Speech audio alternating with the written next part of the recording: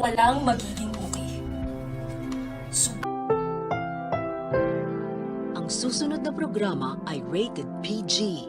Ito ay nangangailangan ng patnubay at gabay ng magulang para sa mga batang manonood.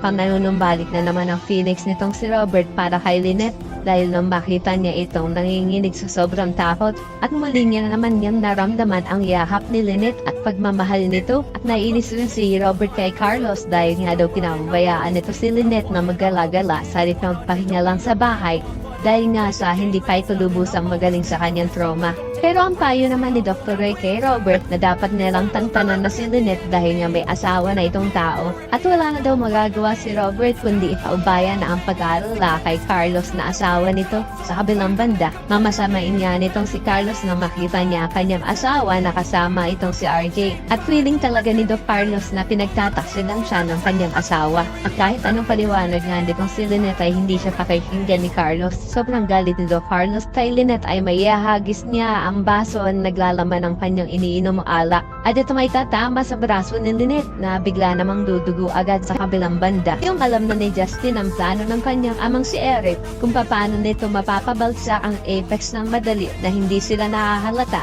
at ito nga sa pamamagitan ng pagkuha ni Eric sa buong tiwala at loob nitong si Giselle ay gagawin niya ni Justin ang kanyang part na lalo siyang magwawala sa harap ng kanyang ina. Ito ay upang sa tuwing gagawin ito ni Justin ay lagi naman nandun si Eric upang ipagtanggol at kampihan si Giselle laban dito kay Justin. Nagawa-gawa lang naman talaga nila. Kunwari pa nga ay mamamagitan si Eric at magiging tulay sa kanilang dalawa para makuha ni Giselle ang loob ng kanyang anak. Kaya naman isa ka rin sa mga sang-ayon na dapat nang ma-realize ni Lynette ang ginagawang pamamaltrato sa kanya ni Carlos. At agad-agad ay dapat niya na itong hiwalayan bilang asawa. Ay pakilike ang video na ito and don't forget to subscribe.